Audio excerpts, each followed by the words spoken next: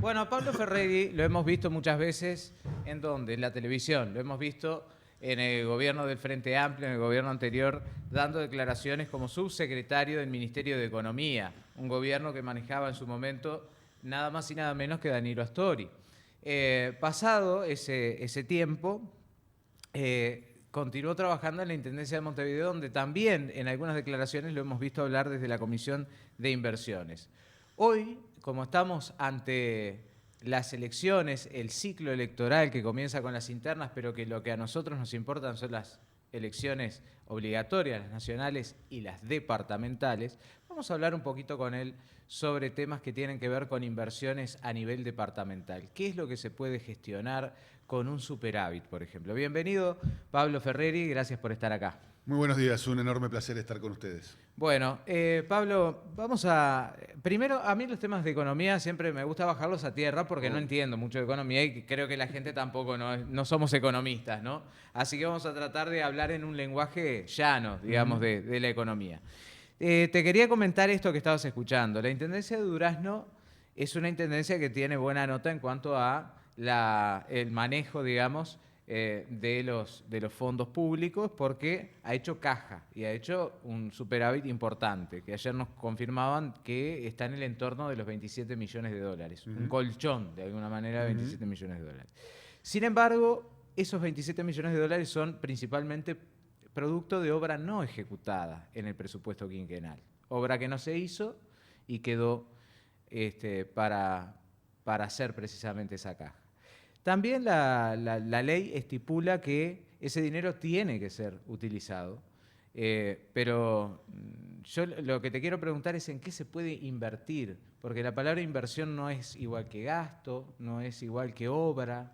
Inversiones. Inversiones implica retorno. ¿Cómo puede invertirse ese dinero? Bueno, primero que nada, está buena la pregunta porque, y tu introducción, porque una cosa es hablar de un superávit cuando se generan ahorros en el funcionamiento y se es más eficiente. Eso es, yo diría, un superávit genuino. Ahí está. Otra cosa es no ejecutar obras y por lo tanto es que me quede la caja. Pero eso no implica un superávit a futuro. Sustentable, digamos. Claro, me parece que son cosas distintas. Entonces, yo creo que lo que sería, no conozco exactamente el caso, no quiero pecar de atrevido, pero me parece que lo más razonable es no gastar ese dinero en gasto corriente y sí aplicarlo a inversiones, por ejemplo, en infraestructura, ¿no? Quizá en las mismas que estaban previstas y no se hicieron, que por algo estaban previstas. Se entenderá que esas eran prioritarias. Creo que en todos lados en Uruguay las necesidades de infraestructura urbana son importantes. No es que, bueno, todo este dinero y no hay obras para hacer. Yo creo que por el contrario, siempre hay obras para hacer, para mejorar la calidad de vida de la gente.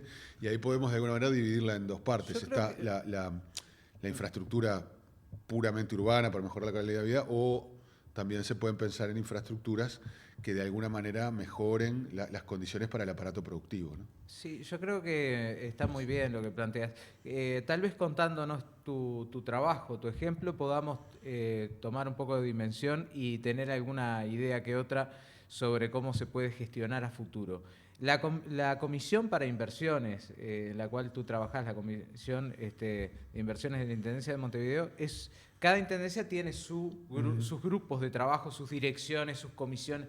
En Durazno no hay una comisión de inversiones. ¿Qué es y cómo funciona la Comisión de Inversiones? Bueno, la comisión funciona con una integración que convoca a todas las áreas importantes de la Intendencia y entre todas ellas se analizan proyectos de inversión privada que se presentan ante la Intendencia y se analiza su conveniencia, su viabilidad y bueno, en función de eso se trabaja particularmente cuando hay proyectos grandes que ameritan este tratamiento, por decirlo de alguna manera, multidimensional dentro de la Intendencia. A ver, ¿tenemos algún ejemplo para que la gente sepa, por ejemplo, bueno, tal cosa salió a través de este proyecto? Sí, por ejemplo, se diseñó un plan de incentivos para la construcción en altura en determinadas avenidas de Montevideo donde había espacio, eran avenidas anchas, Bien. por ejemplo, Avenida Italia, propios, algunos tramos de estas y otras, y en esos casos se liberó la altura se aumentó el tope, digamos, El tope. y De pisos, de digamos. pisos Ahí está. y se generó una exoneración del pago de determinadas obligaciones. Y eso hizo que en unos 18 meses, que fue la ventana que se abrió para acogerse a este plan, se presentaran proyectos de construcción inmobiliaria por más de 100 millones de dólares. Entonces, bueno, esos fueron muy buenos ejemplos, ¿no? Y ahí, en ese caso, la Intendencia tuvo que poner algo. No, No. lo que hizo fue diseñar el plan, Bien. resignó cobrar Claro. determinadas cosas, pero generó un dinamismo en la Dejó de economía. ganar, digamos, pero generó un eso dinamismo. es una inversión porque tiene un retorno. Exacto. Porque luego cobra la contribución inmobiliaria urbana, claro. Entonces, bueno, Sí, sí. yo creo que volviendo a la pregunta inicial, hay desafíos de infraestructura importantes en Uruguay. Algunos tienen que ser atendidos por las intendencias y otros por el gobierno nacional. Por eso, ayer Carolina Cose, que sé que estará ahora por aquí, en un acto que fue multitudinario, con mucha gente, con muchas propuestas, se presentaron casi 50 propuestas. Algunas de ellas estaban vinculadas justamente a grandes proyectos de infraestructura que el Uruguay precisa. ¿Cómo cuál? Por ejemplo, se planteó la necesidad de hacer un fondo de infraestructura, más allá de lo que habitualmente se invierte en cada periodo, de entre 3 y 5 puntos del PBI. 3 puntos del PBI, estamos hablando de unos 2.000 millones de dólares, y eso tiene que atender infraestructuras que en Uruguay hoy son muy necesarias, como avanzar más en el saneamiento, por ejemplo, lo que tiene que ver con completar una red ferroviaria. Por aquí pasa el ferrocarril central, sobre ese gran troncal hay que generar otros para hacer una red nacional ferroviaria, infraestructura carcelaria también, vivienda. Es decir, hay una serie de infraestructuras que requieren un shock adicional a lo que se está haciendo. Y otro proyecto importante vinculado a infraestructura que se presentaba ayer era un plan nacional de riego. Ahí ya con características distintas, porque esto atiende a generar un piso productivo superior en el agro uruguayo, y los productores agropecuarios son muy heterogéneos, son distintos. Por ejemplo, tenés productores muy grandes. De acuerdo a la región, y de acuerdo a la región y al rubro también. Exactamente, tenés el rubro, la región, el área geográfica donde están, el acceso al agua directa o no, y su tamaño. Hay productores muy grandes que se lo pueden pagar, entonces lo que hay que generar es una política que los direccione y que los estimule. Hay productores medianos, que quizá ahí hay que prefinanciarles y que lo vayan pagando en el tiempo, y hay productores muy pequeños que no lo van a poder pagar y por lo tanto debe haber inversión pública. Hay que atender toda esa gama, cruzadas con las realidades de acceso al agua en cada territorio, para generar un gran plan nacional de riego, que Uruguay lo precisa mucho. Estamos viendo cómo el cambio climático la sequía afecta. La última sequía fue tremenda. Exacto, ¿no? entonces fueron muchos meses y gestionar de mejor manera el mucha uso y acceso producción. al agua es fundamental para tener un mejor piso productivo, sobre todo para atenuar esas variabilidades que tiene el agro uruguayo en lo que tiene que ver con el clima, ¿no? Tú hablaste recién de viviendas, ¿no? Y sabemos que la Intendencia, por ejemplo, de Montevideo cuenta con una cartera de tierras importante para ejecución de las mismas. En el caso de Durazno, por ejemplo, desde el 2007 se está padeciendo el tema de las inundaciones y el tema de la falta de cartera de tierras importante y habilitada o categorizada de manera que se pueda construir. ¿Qué proyecto se presentó ayer para Bueno, nos gustaría que nos explicaras cómo funciona la cartera de tierras en Montevideo y si es ejecutable en el resto del país. Sí, la cartera de tierras que tiene Montevideo en todo el país se pone a disposición y se trabaja en conjunto, generalmente con el sistema cooperativo y con el Ministerio de Vivienda. Entonces, ¿Se logró a través de expropiaciones o no? En algunos casos hubo alguna expropiación, pero mucha de esa tierra es tierra con la cual ya contaba de antemano la Intendencia. Perfecto. Sobre esas tierras, la Intendencia muchas veces aporta la tierra, el Ministerio de Vivienda aporta los préstamos o construye las viviendas, y la Intendencia también brinda algunos servicios para que se pueda completar la obra. Entonces es un trabajo de alguna manera conjunta. En los primeros años de este periodo de gobierno, lamentablemente se avanzó bastante menos, hubo bastante menos inversión en vivienda en estos rubros, y yo creo que hay un déficit importante. Tú mencionabas algo que para Carolina también es prioridad, y es atender las viviendas que están en situación de asentamientos, y particularmente como primera cosa aquellas que están en zonas inundables.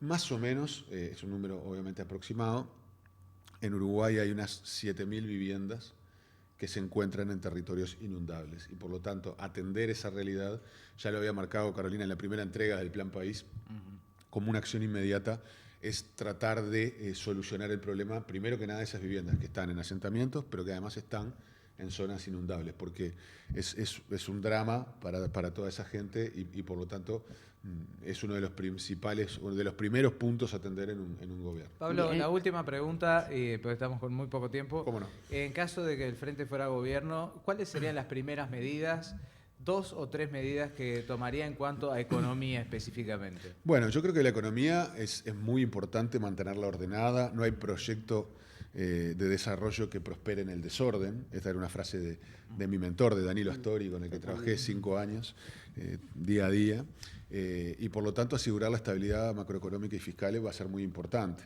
¿Que la tenemos hoy o no? Bueno, hoy tenemos una situación, más allá de los gobiernos, donde Uruguay crece muy poco. Vamos a llevar 10 años de prácticamente nulo crecimiento económico, el promedio es 1% anual. Esto incluye el último gobierno de Tabaré y este gobierno. En este gobierno, además, empeoraron los datos sociales, aumentó la desigualdad, aumentó la pobreza infantil, tenemos el atraso cambiario más grande de los últimos 25 el dólar, años. ¿El Frente qué haría? ¿Lo mantendría, lo trataría de mantener o lo dejaría más libre?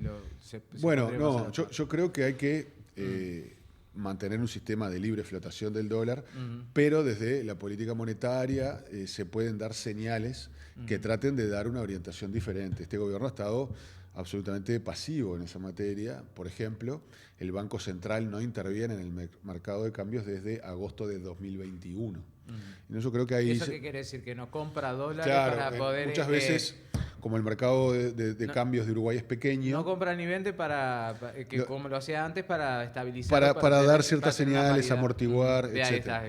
Etcétera. Entonces yo creo que esas son algunas cosas, pero la economía tiene que estar al servicio de la sociedad. Y en ese sentido, una prioridad, que yo creo que es social, pero también de política económica al final del día, tiene que ver con combatir la pobreza infantil. Un país con 20% de pobreza infantil no puede aspirar al desarrollo. Y eso es una prioridad que nosotros estamos marcando desde el Espacio Socialdemócrata Amplio, la lista 99.000, que es la que estamos... Es tu sector. Que es nuestro sector.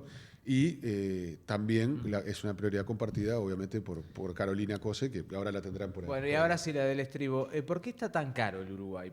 Este es el problema que tiene. Yo creo que es el quid, como se dice, del gobierno que venga. Un país que no tiene relación con Argentina, con Brasil en cuanto a los precios de la canasta básica. ¿Cómo se soluciona eso? ¿Cómo bajamos? Bueno, es una pregunta bien compleja la que haces. La dejamos para otro día, entonces. No, me puedo llevar no menos de media hora a dar una respuesta aproximada. Tiene varios ribetes, ¿no? Pero, por ejemplo, Uruguay es un país que durante los 15 años del gobierno del Frente Amplio, sobre todo los primeros 10, mejor dicho, creció mucho. Eso hace que una economía que crezca tanto, su moneda se fortalezca y por lo tanto se encarezca en términos relativos con los países de la región. Eso como primera cosa. Segundo, yo creo que Uruguay tiene que mejorar en varios aspectos, como sus servicios públicos, por ejemplo. Tiene que mejorar sus cuentas públicas, que hoy tiene un déficit... ¿De cuánto está? ¿De hoy está en 3,5 más o menos. En el gobierno nuestro estará en 3,9. Es más o menos parecido. El actual gobierno, cuando estaba en la oposición, decía que la situación fiscal era un desastre. Bueno, yo no la quiero calificar ahora de esa manera, aunque es parecida, pero sí que las cuentas públicas están tensionadas. Y por otro lado, como te decía, hay que mejorar infraestructuras que permitan al Uruguay ser más productivo, porque no es solo lo que cuestan las cosas, sino lo que producimos, lo que generamos y los salarios que se pagan. La mayor parte de los uruguayos vive de su salario. Y nosotros tenemos unos 550.000 uruguayos que ganan menos de 25.000 pesos por mes por 8 horas de trabajo diarias, por 40 horas semanales. claramente no alcanza para vivir. Entonces, quizá los ¿En desafíos cuánto más... está la canasta básica ahora, actualmente? Bueno, la canasta básica es algo como medio indeterminado, no se mide. Hay un IPC que marca hoy la inflación está en términos bajos. Yo entré a pero Google creo que ahí el es... otro día. San Google me dijo que la canasta básica en Uruguay para una familia Teníamos tipo un es de debate. más de 280 Claro. mil pesos. Bueno, eso no lo gana prácticamente nadie en No, Uruguay. Pero una ronda- familia tipo. Es decir, donde supongo que por lo menos 2 personas deberán aportar. Sí, no, pero ahí tenés distintas canastas, porque se llaman canastas gerenciales. Claro, entonces, exacto. entonces Ronda ahí, los 50, 47, ahí, 50, ¿no? voy a Por decir cápita, una, sí, Sí, claro. voy a decir una frase poco A ver. académica. Heladera mata relato. Con sí, 25 mil pesos por mes nadie puede vivir. Obvio. Nadie. Me parece que es muy de sentido común. Y el desafío está en agregar más valor Por para eso que haya sí, mejores sí. salarios. Claro, a ver, o mejores salarios o bajamos los precios, o un poco de mejores Un poco, salarios y sí. un poco de bajar un poco Otras los cosas que en precios. Uruguay hay que avanzar, es un mercado pequeño, hay en general más facilidad para que se armen monopolios y por lo tanto tener una comisión de defensa de la competencia independiente, robusta, con el presupuesto adecuado para que pueda actuar, también es importante para... Pero hay una comisión de competencia. Sí, hay una comisión que, por ejemplo, con el grupo Minerva... Sí, yo que estoy de acuerdo con Sí. la resolución que tomó, Ajá, bien. también con la que tomó con el caso del Grupo Bimbo, Bien. pero es una comisión que tiene pocos recursos, tiene muy poco personal, prácticamente nada. Eso solo le permite actuar frente a algún caso que le plantean, pero no es proactiva, no sale a investigar mercados, por Bien. ejemplo, y ver qué Ah, pasa. claro.